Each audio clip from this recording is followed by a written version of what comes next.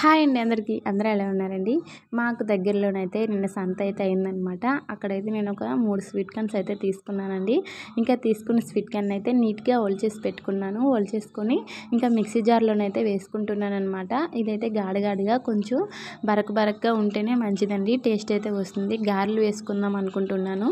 అందుకని బరకగా మిక్సీ అయితే పట్టేసానండి. పట్టేసాక అందులోనైతే కొంచెం కరివేపాకు తురుము, ఇంకా పచ్చిమిర్చి ఒక 2 అయితే కట్ చేసుకొని అయితే వేసుకున్నాను. అల్లం కూడా ఒక చిన్న ముక్క అల్లం కూడా చిన్నగా కట్ చేసేసి వేసేసుకున్నాను అనమాట.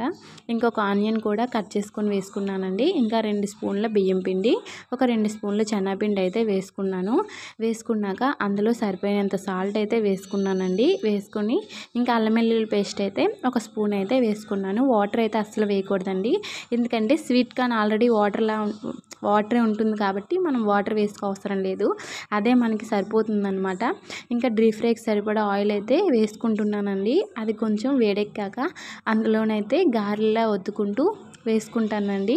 ఇదైతే టేస్ట్ కూడా బాగుంటుంది. సింపుల్గా కూడా అయిపోతుందండి. అంటే మన ఇంట్లో ఉన్న వస్తువులతోటే సింపుల్గా చేసేసుకోవచ్చు అనమాట ఈ గారెలు అయితే మాత్రం.